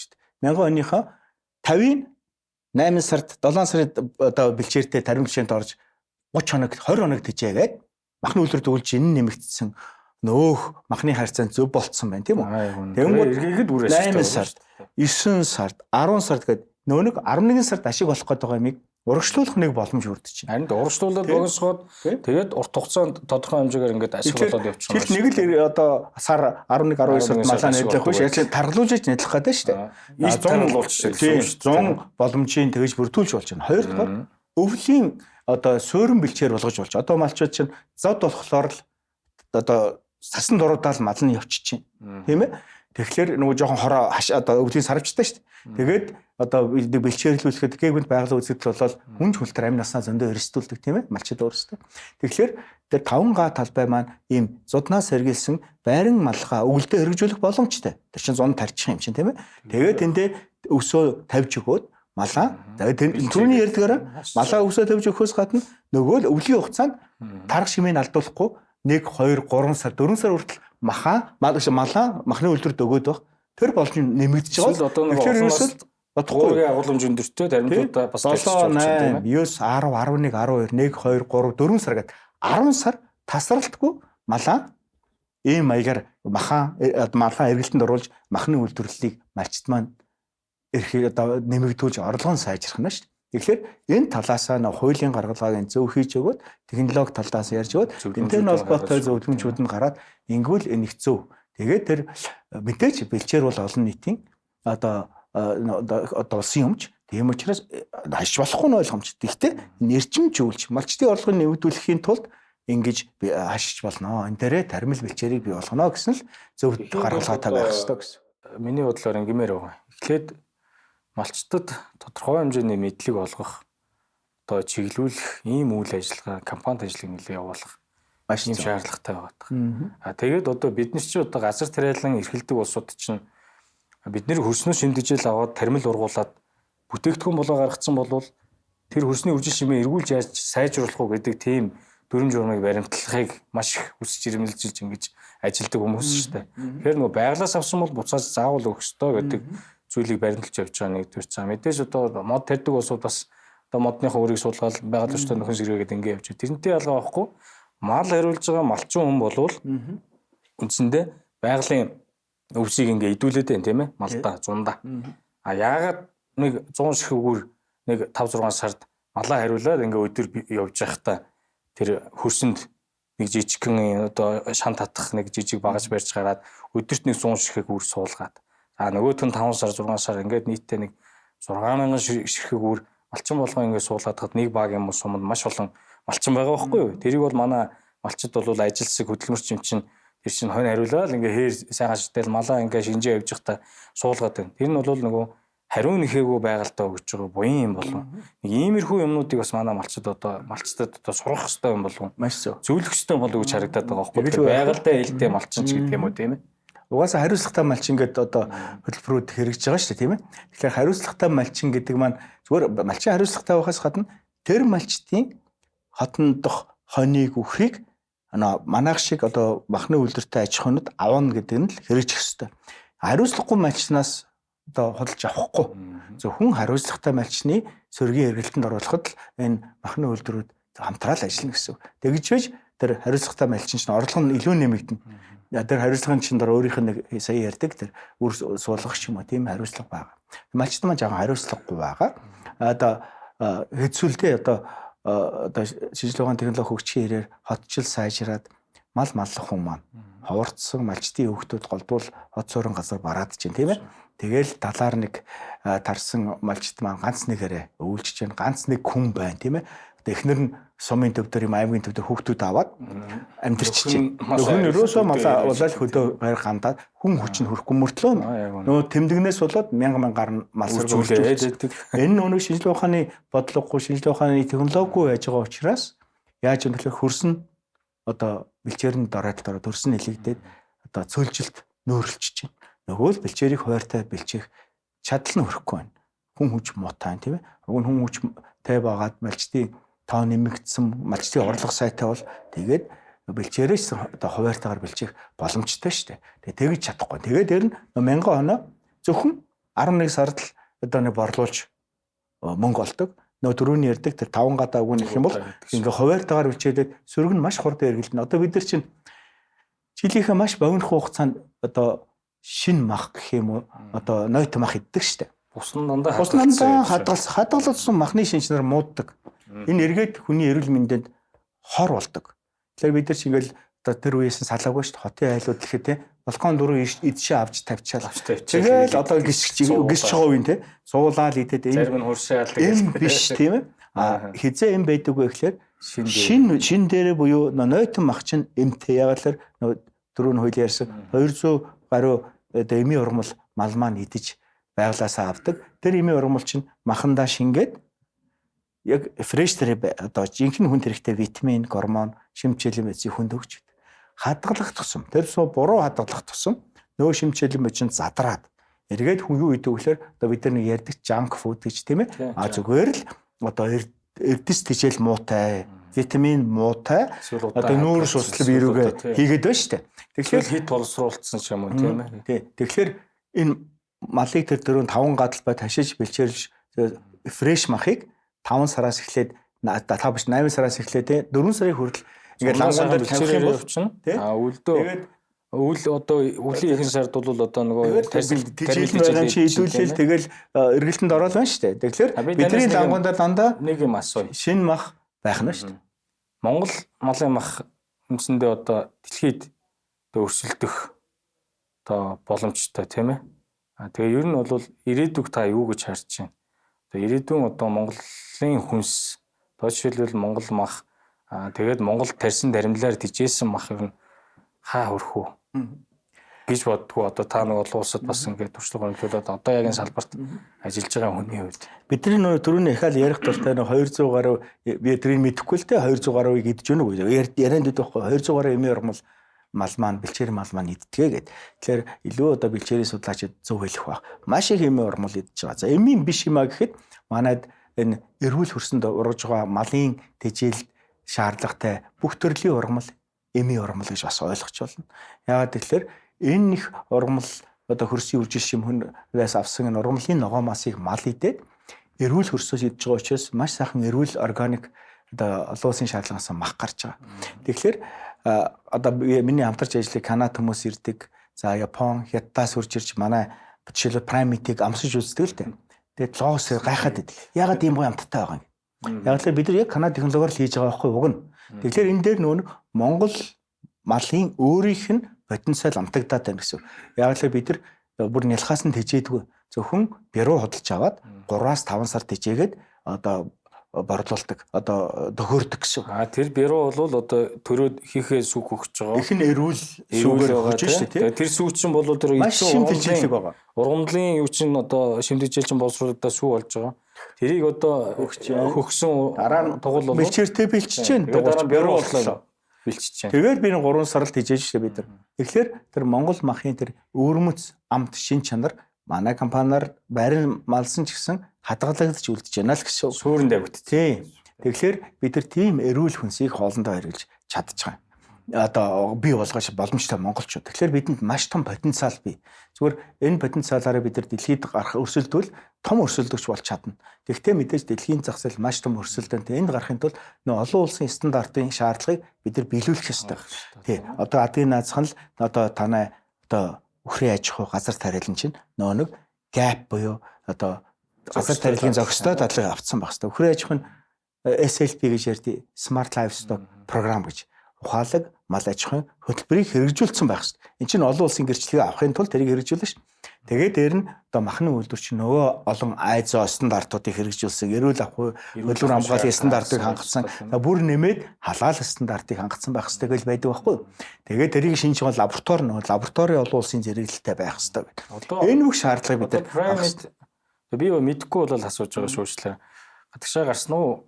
Эсвэл одоо Монголдо бол борлуулагдаа явж байгаа юу? Гадагшаа гарах бэлтгэл ажил хийгдэж байгаа. Яг л одоо бид нар түрүүний ярьсан газар тариаландаа энэ жил gap буюу газар тариалагын зохистой дадал гэдэг хэрэгжүүлэг авна. Хэрэгжиж байгаа. Ерөөсөө дутуу юм байхгүй. Үхрийн аж ахуйда gap төстэй SLP тэгээд энэ жил гэрчлэгийг авна. За махны үйлдвэр маань том гэрчлэгнүүд авцсан байгаа. ISO 22000 гээд үндэсний эрүүл ахуйн шаардлага хангах олон улсын стандартын гэрчлэгийг авцсан. За дээр нь манай одоо дотоод тэнэлтийн лаборатори маань лабораторийн ISO 17025 гээд олон улсын шаардлага хангасан гэрчлэгээ авсан. Юу гэхээр махны үйлдвэртэй хяналт тавьж штэ лабораторийн зүгээс эрүүл мах юм аа. Ямар нэгэн хүний биед хор хөнөөл байхгүй бүтээгдэхүүн үйлдвэр мөсийн үйлдвэрлэл явж байна гэдгийг өөрөөсөө хянах гэрчлэгээнд авцсан байна гэсэн. Тэгэхээр бид нар одоо олон улсад махаан гарах одоо шатанда явж байгаа. Тэгээд одоо энэс дараа нь юу гэхээр Монгол улс маань нөгөө олон улсад 20 сартай өвчнөд. Ялангуяа энэ зүүн бүс маань шүлхийн өвчин гэж аюултай өвчнөд тэрний гал голд нь байж идэг. Тэгэхээр энэ нутагт манайх үйл ажиллагаа явуулж байна шүү дээ. Тэнгууд энэний эсрэг бид нар вакцинжуулалтын арга хэмжээг яаж авч байгаа, үхрээ эрүүлэгдийг яаж баталгаажуулж байгаа. Тэгээ энэ олон улсын баталгаажуулалтын системд нь бүртгэгдээд үнэхээр эрүүл мах шүү гэдэг. Яг бид нар махан одоо фрешээр нь гарах гэдэг шүү дээ. Одоо нойтнор гэсэн. Бусдаар манай улс чинь дандаа халууны босрол үе болгоцсон махыг одоо гадаад зах зээл гаргаж байгаа хятад метад гэж гаргаж байгаа шүү дээ. Арабын орнууд руу гэхэд. Гэтэл бидний чинь нэг гой маха фрешэр жинхэнэ шимт хичээлтэй байхад нь гаргаж ийж дэлхийн зах зээл өрсөлдөх тэр амтыг одоо мэтрүүлж тэгээд тэр одоо үнээрээ одоо тэр ажиллаж байна гэсэн. Про байна гэдгийг л одоо харуулах тийм. Яг үнэ. Ирээдүйн одоо органик хүнсний ер нь төв зэг ер нь манай улс байх боломжтой юм болоо гэж одоо мөрөөддөг гэдэг юм уу? Тэгж ер нь боддог штэ. Боломжтой. Өнөөдөр дэлхийн улс орнууд ямар их аж үйлдвэрчсэн, тэрнийгээ дагаа ямар их байгаль орчноо бохирдуулсан дээр нь одоо органик маягаар хөдөө аж ахуй эрхлэх боломжгүй газаргүй. Тийм органик байдаг чинь байгалаар нь баггүй юу? Тэрийг л хэлж байгаа юм. Бусдаар одоо хүмүүс ярьдаг байхгүй. Одоо нэг хөдөлмж чинь одоо тариалан тариад дэндээ одоо бордоо элдийн хэмжээний хэрэглэж органик гэж яхаас илүү байгальд нь тариад ургуулсан шимтгийл маань илүү органик байх жишээтэй тийм үү? Эсвэл одоо тариалан эрхэлчихэд маш их хэмжээний химийн хор байц гербицид одоо бусад төрлийн уран хамгааллын байц хэрэглэчихэд органик гэж хэлэхэд хэцүү. Ширхэг үрнээс ширээний хүнс. Яагаад тэгж байгаа гэхээр юу байна л та? Олон улс бол одоо газар нутаг ус зарим улсууд их одоо манай Өмнөд Азийн орнуудыг та мэдж байгаа шүү дээ. Нөгөө нэг хэдэн мянган жил тариа ногоогоо тариад бордоод ингээд шавхагдсан. Нөгөө тэр одоо зогсоож байгаагүй ингээ хийгээд шавхагдсан хөрсөл ингээ ашиглаад идэх тийм. Манайд бол одоо онгон байгаал байна. Энийг хайрлж хамгаалахад хайтайхан зохистой тодорхой хэмжээний өгөхстой юмыг өгөөд шинэ бичээлийн өгөөд эргүүлээд ингэж одоо хүнс олгож авч байгаа нь дэлхийд нэлээд топ хүнс болох суурин тэр юм болов тийм ээ. Үнэн тийм ээ. Тэгэхээр бид нар яг өөрөг чинь ярьдгаар энэ ямар технологи ямар аргаар яаж нотолжуулж Монгол маань органик хүнсний их үүсвэр орн болох байл гэдэг юм аа. Тэгэхээр бид нар одооний байгаа технологиороо тийм юмд хүрэх боломжгүй. Тэгэхээр бид нар технологи гэдэг юмыг бий болгох хэрэгтэй. Өөрийн технологи. Би түрүү хэлжсэн тийм ээ. Бид нар ингэж юм хийхлээр одоо бидний өмнө хэрэгжүүлсэн технологи байгаагүй. Манай аж өөрсдөө тэр технологиг бий болгож байж ингэж суурьшуулж байна шүү дээ. Тэгэхээр тэгж байж бид нар энэ олон улсын зах зээлд гарах юм. Тэгэхгүйгээр одоо өндөр хүчтэй орнууд чинь одоо олон технологиг хэрэгжүүлж байна. Газар нутаггүй учраас одоо гидрофоник систем, аэрофоник систем гэл одоо өөрөө сонссон байхтай хүнсний ногооны тариаланд тэгэл тасалгаанд ургаж байгаа энэ тариалангуудын системүүд энийг органик гэхгүй. Яагаад гэвэл энэ чинь хөрсгүй орчинд усанд нь химийн бодис хийгээд эрдэс бодис хийгээд ургуулж шүү дээ. Тэгээд ногоон навч өгөрцийн помидорын тэнд ургуулад хүнсэндээ хэрэгжилж байгаа энийг органик гэж хизээш хэлэхгүй. Одоо тэгээд манайхан ч бас дутуу ойлголт. Тэрийг энийг гоё байна гэж ойлгоод байгаа. Органик өнгө үзэмжтэй байна гэж ойлгоод нөгөө эрүүл хооллолт нөгөө юу гэдэг нөгөө баахан тийм одоо нөгөө угчцсан органик гэдэг чинь байгалаараа л байхыг хэлж байгаа. Тэгэхдээ байгалаараа байлаа гэд химийн бодис хэрэглээд байх юм бол бас биш.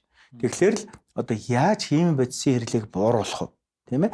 Яаж зөкстэй байх вэ? Тийм. Бууруулна бүр байхгүй болгож. Төрөний ярьдаг миний нөхөн төжүүлэх хөдөө аж ахуйд химийн бодис хэрэглээ байхгүй шүү дээ. Яагаад гэвэл өөр агрономч мэднэ. Олон төрлийн таримлыг холиод тарьчихлаар өргөн навчт болон одоо үйт тургамлыг холиод тавьчихлаар химийн бодис зөвхөн өргөн навчтыг одоо устгах зөвхөн үйт тургамлыг устгах гэж байдаг шүү. Хэрэглэхгүй болчихсон. Тэгээд олон төрлийн таримл хэрэгжилж байгаа тийм. Олон төрлийн таримл бий болчихлоор угаасаа хог хормч урахгүй. Өвчин ордон чинь бий болохгүй. Яг л манай чинь монокалчи хэрэгэлдэг орн байхгүй. Нэг төрлийн таримлд чинь юу болдог вэ гэхээр өвчин маш хурдан тардаг. Хортон шавж тэрэнд дурлаад үржээд ороод ирдэг тийм ээ.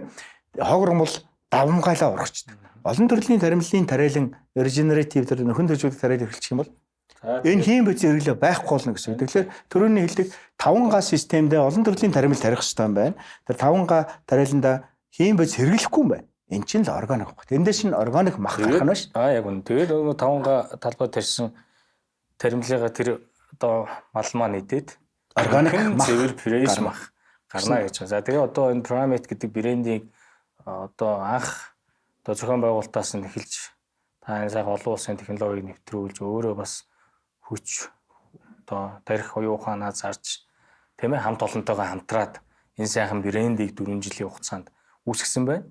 А энэний суурь бол одоо манай Монгол орны хөрс тэр хөрстэй яаж зөв харьцав? А мөн дээрээс нь тэр хөрсөн дээр ямар төрлийн таримлыг тариул тохиромжтой ямар технологи хэрэглэж ямар технологи хэрэглүүл тохиромжтой байна тийм ээ. А тэгээд энэ олон улсын дэвшлэлт технологиг нэвтрүүлээд энэ Primate гэдэг брэнд гарчээ. Тэгээ энэ брэнд маань одоо олон улсад одоо утгагүй гарахын ерөөл тавья. Манай Монгол мах бол үнэхээр чанартай гэдэг нь бид нэр одоо яг одоо стандартаараа яваад хараад ирвэл шалгарна, ялгарна гэдэгт бол итгэлтэй байна. Тэгээд таны ажилд одоо өндөр амжилт хүсье. Тэгээд одоо өнөөдрийнхөө подкастыг тий Урастай айл гэдэг подкастаа хэвлээ өндөрлөе. Тэгээд ширхэг үрнээс ширээний хүнс. Ширхэг үрнээс гэдэг нь одоо ширхэг малын тэжээлийг одоо Алтанбаатар захирал Алтанбаатар доктор суулгаад энэ маань яваад Primate гэдэг мах боллоо. Энэ процесс донд маш олон хүн хөс хүч хөдөлмөрөөр шахаж ажиллаа. Хөрстэйг харьцлаа, тарилаа, хураалаа. Тэрнийг одоо малдаа зөвхөстэй өглөө малаа зөв дижилээ. Малаа зөв одоо кэр хийн гэдэг юм уу тийм ээ халамж тавилаа. Ингээ махаа зөв боловсрууллаа гэдэг. Ингээд энэ брендинг хүслээ тэгээд. За тэгээд танд одоо үндсэндээ бол одоо энэ фермер эхэлж байгаа хүмүүст зориулаад мөн одоо ингэж одоо технологи хэрэгжүүлэх юм бол эхлээ энгийн байдлаар тийм ээ одоо сүүлийн өөрөө ярмаар байгаа зүйлээ бол та нэг хэлээд өгч. Тэгээ би миний ярианд технологи гэдэг юм маш их гарсан тийм ээ. Энэ бол ерөөсөө бүр энгийнээр хараа ярих юм бол мөнгө гэж ойлгочвол мөнгө яаж олох юм бэ гэдэг технологиг л эзэмшиж мөнгөтэй болдог. Тэгэхээр аж ахуй нэгж маань энэ технологиуд одоо суурилсан аж ахуй хөгжүүлэх ёстой. Технологи хаанаас гардаг вэ гэхээр шинжлэх ухаан хөгжлөөр технологи гардаг. Монгол улс яагаад өөрийн технологигүй амьдраад байна вэ гэхээр шинжлэх ухааны хөгжил сул угаатай холбоотой. Шинжлэх ухаан хаанаас бий болдгийг вэ гэхээр их сургуулиуд шинжлэх ухааны хөгжилд. Их сургуулиудад яагаад шинжлэх ухаан хөгждөг вэ гэхээр их сургуульд шинжлэх ухааны чиглэлээр сурж байгаа магистр, докторийн буюу манайх нэрлэх агсан төвсний одоо оюутнуудын шинжлэх ухааныг хөгжүүлж технологиг бий болгодог. Тэгэхээр нээлт хийдэг. Тий. Технологи чи хаанаас юу вэ? Нээлт хийснээр шинэ технологи гарч ирдэг шүү дээ.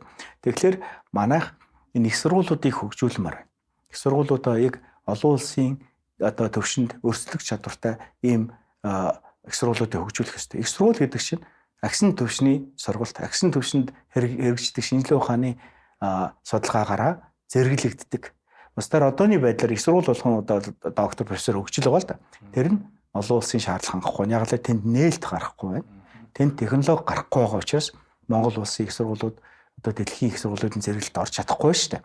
Тэгэхээр би хэлье их сургуулиас технологи гардаг учраас энэ технологиг бид нар өөрийн технологитой болохын төлөө одоо Монгол улсын төр засаг анхаарч ажиллах ёстой. Тэгж биш бид нар манай улс хөгжих юм. Яагаад тэгэхээр одоо бид нар өнөөдөр тодорхой хэмжээний орлоготой бас манай дотоодын нэвтрэгтэй маань бас гайгүй болоод ирж байгаа гэсэн ч маш дэлхийд харьцуулах юм бол доогуур байгаа шүү дээ. Тэгэхээр энэ хаанаас бүрдэж байгаа гэхээр уул уурхаагаас л бүрдэж байгаа. Уул уурхаа маань гадны технологинд төгшүүлээд зүгээр аваад одоо хөрсөө буцаагаад болоод дууссан шавхчин тий. Дараа нь яах юм? Дараа нь яах юм? 20 30 жилийн дараа яах юм? Ямар орлого болох юм? Тэгээ би нэг жишээ хэлье л дээ. Би Абдул хааны их сургуульд 6 жил ажилласан. Абдул хааны их сургууль анх 2005 онд Абдул хаан гэдэг одоо Сауди Арабийн хаан маань нефтний үн 2025 гэхэд уннаа. 20 жилийн өмнө тэгж таамагласан байна шүү дээ. Алсын хараатай байна. Тэгэхээр Сауди Араби яаж амьдрах юм гэж одоо асуулт тавиад тий орлого анаас бүрд одоо нефтээр л амьдрэх болж шүү дээ. Ягаад тэгэхээр харсан байна шүү дээ. За одоо эталоноор явдаг машинтай болсон, цахилгаанаар явдаг машинтай болчихлоо тийм ээ. Чин нефт хэрэглэхгүй шүү дээ. Түлш хэрэглэхгүй. Тэгэхээр энийг урьдчил харсан байна. Тэнгууд Сауди Арабийн түлшний нефтийн зах зээл хомигдоод ирнэ. Энэ үед бид нар орлогоо хаанаас олох юм бэ гэдэг шинжлэх ухааныг хөгжүүлж технологи худалдаж амьдрах юм байна гэж дүгнэлт гаргаад одоо миний ажиллаж байсан Абдул хааны шинжлэх ухааны технологийн их сургууль анх 2009 онд үүдэнээс 2005 онд хаан энийг ойлгоод судлаачтай 2 жил гадаадын их сургуулиудад ажилласан. Өөрийнхөө одоо яам тамгын газрын мэрэгчлэнүүд хаан байсан байх. Тэгээд тэд нар чинь гадны их сургуулиудын бүтцийг судлаад яаж ажиллах вэ гэд шийдвэрээ гаргаад 2007 онд манай их сургуулийн суурь тавигдчихсэн. 2 жилийн дотор цоо шинэ их сургууль байгуулсан. Гадны одоо топ эрдэмтдийг үрж авчирч. Тэгээд их сургууль баригдан гутаа юу ч байхгүй ш. Зөвхөн л хөрөнгө мөнгө цацсан, лабораториудаа байгуулсан. Тэгээд сайхан амьдрах орчин бий болгоцсон. Дэлхийн шинжлэх ухааны парадайз гэж нэрлэдэг, деважин гэж нэрлэдэг байхгүй. Маш олон хүн тэгж ярьдаг. Тийм гоё одоо хот бий болгоцсон. Цоо шинэ хот. Тэгэн гутаа өндөр хөгжилтэй орны нөө дэлхийд нээлт гаргадаг том том эрдэмтдийн багийг урьсан. Урьхтаа та нар одооны хэрэгжүүлж байгаа төслөө аваад ир. Бид нар танай одоо Америкаас ч юм уу Японоос ч илүү санхүүжилдэг. 2-3 дахин илүү санхүүжилдэг. Би энэ анги техникийн бэлдээд өглөө энэ дээр зөвхөн магистр, доктор сорно. Бакалаврын сургалт байхгүй да. Агшин төвчний сургалт байхгүй. Graduate school гэсэн үг. Ингээд бүх чиглэлээр их сургууль учраас шинжлэх ухааны бүх чиглэлийн ангиудаа нээгээд тэр бүх чиглэлээр дэлхийд нэртэй эрдэмтдийг урьж авцраад агаар нь урьж авцраад тэгээд санхүүжилтийг нөхцсөн. Судалгаагаа манай тий хажуугаар манай оюутнуудыг сурга. Тэгээд манай оюутнууд нээлттэй. Тэгэл 2009-нд хаалганаас эхлээл яг л байсан сургууль шиг судалгаа нь үргэлжилсэн. Тэр үед тэр судалгаа нь илүү санхүүжилтийг татаад тэгээд залгамж халаа үүсгэсэн байж тээ. Өөрсдийнхөө оюутнуудыг сургаад. Тэгээд өнөөдөр дэлхийд нэртэй их сургууль болсон. Тэндээс технологи гарч ийн. Технологи зараад Сауди Араби орлого нэмж байна шүү. Тэгэхээр бид нар өөр зам байхгүй. Хөгжлийн зам бол технологи. Өнөөдөр Samsung ч бай, Hyundai ч технологиос бий болсон. Ягаад өнөөдөр Япон өсрөнгөө гэж өмнө Солонгос өсрөнгөө гэж технологиор суурьсан учраас. Тэгэхээр бид нар өөрсдийн технологи бий болгохын тулд их сургуулиудаа хөгжүүлэх ёстой. Их сургуулиудаа хөгжүүлэхдээ агшин төвийн төвчний сургуулийг л хөгжүүл одоо мэдээж бакалавр сурвалжгүй явах. Манай бакалаврын сургууль муу биш шүү дээ. Гайгүй. Дааж агшин төвчний сургууль судалгаа хийх боломжгүй, нээлт хийх боломжгүй байна. Тэ багш нар нь маш бага цалинтай байна шүү дээ. Энийг л бид нар бий болгох ёстой юм. Ингэж биш Монгол улс Монголын ирээд. Тэгэхээр одоо газар тариаламжтай, агрономчтой одоо энэ чиний энэ сайхан подкастыг үзэж байгаа хүмүүстэй технологиг шүтэж амьдраасаа ингэж технологиг өөрсдөө хэрэгжилж байгаа хөдөө аж ахуйтай нэвтрүүлэх ёстой. Мөн мал аж ахуй фермер эрхэлж байгаа бас хүмүүстэй. Тийм, фермер эрхэлж байгаа улсууд маань энэ технологиг шүтэж амьдрах ёстой юм байна. Ингэх юм бол та бүхний мөнгө нэмэгдэн орлого чинь сайжирнаа л гэж хэлэх гэсэн. За ингээд тэнд одоо манай подкастт оролцсон их баярлалаа. Тэгээд манай подкастыг бас одоо хамтарч ажиллаж дэмжиж байгаа байгууллагууд байгаа. За тэгээд байгууллагуудынхаа гарын дэлхийг тэнд бас гартуулж өгье. Энэ маань одоо манайхаар бол одоо нэг хуучин эзэгтэй гэдэг тос байсан. За энэ тосны ерөнхийдөө лагшри одоо гарын бэлэг нь энэ байгаа. Одоо брендинг бүтээгдэхүүн, розмаринтэй, чилитэй, сарамжтай, тэ сонгонтой гэдэг. Нэлээд премиум байдлаар ингээд нэлээд өндөр технологиор хийсэн юм чанартай тос байгаа. Энэ нь бол одоо Delta Boots Mindtech гэдэг компани байгаа. Эдний маань одоо бүтээгдэхүүн байгаа шүү. За тэгэхээр энд одоо за баярлалаа. Маш сайн маш тийм ээ. Ийм тос гаргацсан байна гэдэг чинь тийм ээ. За дараагийн бэлэг маань бол одоо мөн одоо манай Монгол брэнд байгаа. Тэгээ Odden компани одоо үндсэндээ бол одоо энэ Баатар гэдэг брендийн бүтээгдэхүүнүүд байгаа. Маш олон төрлийн бүтээгдэхүүнүүд байна. Энэ одоо Тамшаал гэдэг. Хунчир улаан үзэм, Ямахын амтлагч, улаан чавга гэдэг ядаргаад айлах шүлний амтлагч гэдэг байна. Мөн энэ одоо ямар юу вэ? Одоо манай хамтран ажиллаж байгаа. Одоо таны уушиг цэвэрлэх цай гэж. За энийг За баярлаа. гартуулъя. Ингээд үндсэндээ бол одоо манай подкаст бол энэ Монгол орны ургамлаар бүтсэн, Монгол оронд одоо тариалж байгаа бүтээгдэхүүнээс бүтсэн одоо компаниудтай нэлээд хамтарч ажиллаж байгаа. За энэ мөн ялгаа байхгүй Баатар брэнд энэ эмэгтэйчүүдийн гоо сайхныг бэлтэнлээ гэж байна. За та гэртээ их нэртэй. За баярлалаа. Мартин 8 болж Мартин 8-д бэлэн бэлэгтэл болчих юм. За Бас дуусаагүй. Тий, дуусаагүй энэ дахиад байна. За энэ бол одоо манай одоо бас хамтран ажиллагч одоо Сансаргоо гэдэг компани Мазала органик ногоогоор баяжуулсан хүүхдийн гомь. HCN-ээр эсвэл одоо бага насны хүүхдтэй бол энэ олон төрлийн ургамлаар баяжуулсан одоо энэ улаан луван, шар луван, хар луван, өрн манжин, кэл гэдэг энэ олон ургамлаар баяжуулсан юм сайхан одоо органик ийм гоё одоо гомь байна. Гоё юм аа. Бас энэ дандаа харж байгаагүй бүтээгдэхүүнүүд байна. Тий. Баярлалаа юм сайхан бүтээгдэхүүн одоо надад бэлгэлсэнд. Тэгээ би нэг өөр чинь бас нэг үгдээ гэж бодсон юм. Одоо би өөрөө уг нь Primate нэг брендийг аваад ирэх гэж бодсон байхгүй. Ямар өөрөө өөртөө өгөлтөө нүштэйгээ тийм ээ. Тэгэхээр одоо өөрөө үргэлжлээ явахад би өөрөөсөө Primate брендийг одоо танай оролцогч нарт бас бэлэглэх болно. Тийм учраас өөрөө одоо дараагийн ярилцлах хэзээ болох вэ? Надад дуулахаарай. Тэгэхээр тэр хүнд бас нэг бүтээгдэхүүн манай компанийн бүтээгдэхүүн энэ ширээн дээр байх болно гэдгийг амлах гэсэн юм аа. За танд маш их баярлалаа. Манай подкастыг дэмжиж бас маш гоё брендинг Primate гэдэг махыг одоо манай оролцогч нарт өгнө гэдэг чинь бол маш том бэлэг шүү. Тэгээд танд ажлын өндөр амжилт хүсье. За баярлалаа. За